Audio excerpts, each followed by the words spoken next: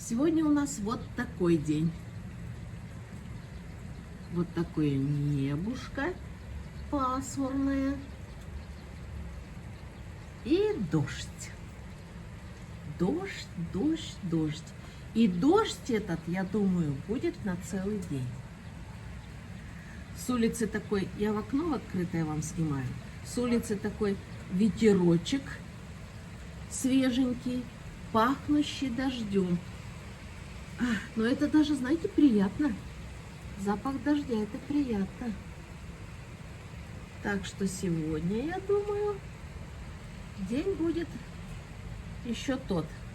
Но не будем огорчаться, я все равно пойду гулять. Ведь у меня теперь есть прекрасный дождевик, прекрасный зонтик, у меня есть резиновые сапожки. Я экипирована от и до. Могу спокойно погулять, не переживая, что на улице дождик. Ну и что дождик? А я все равно пойду гулять. Сейчас буду готовить себе завтрак.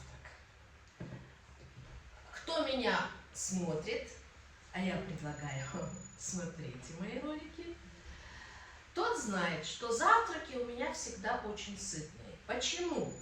Потому что я ем в 12, пол-первого. Это у меня завтрак. И он у меня как полноценный прям обед всегда. Потом я ем еще вечером один раз, и вся моя еда за день.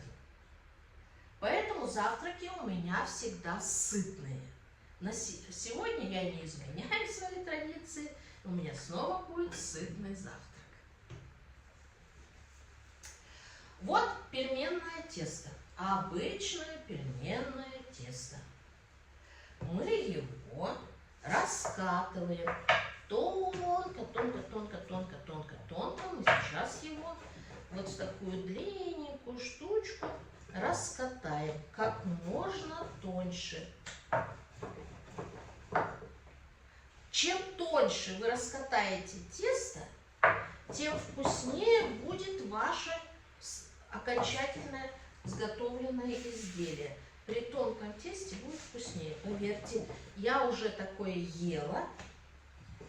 Мне очень понравилось это блюдо, и я решила его сделать дома для себя.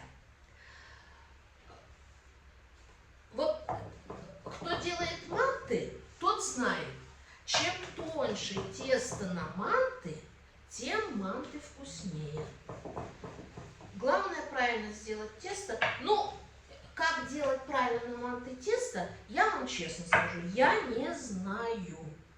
У меня на манты тесто всегда либо просто пельменное, либо мы еще любим сделать на пирожковом тесте, например. Вот попробуйте. Я думаю, вам понравится. Это даже интересно, вот честное слово. Манты на пирожковом тесте, это интересно. Так, раскатали.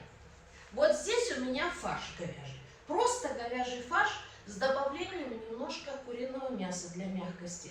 Я свинину не ем вообще, поэтому у меня всегда фарш, говядина и птичье мясо. Но в данном случае у меня еще здесь тертая картошка. Я ела вот именно вот так, с тертой картошкой.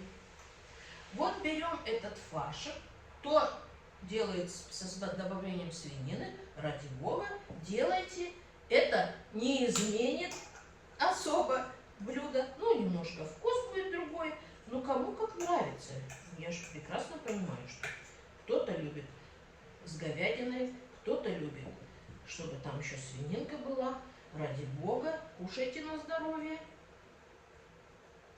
Я не ем свинину не из-за каких-то религиозных соображений. Абсолютно мне не нравится вкус свиного мяса. Как это объяснить, я не знаю.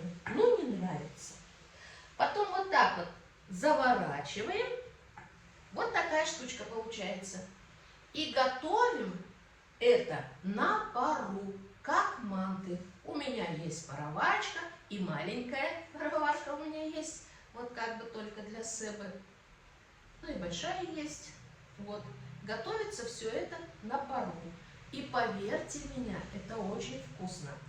Причем я вам скажу, можно есть соус какой-то сделать специально для этого, я не знаю, если вы любите, допустим. Можно это есть со сметанкой, можно это есть с аджикой, а еще лучше это есть с овощным салатом.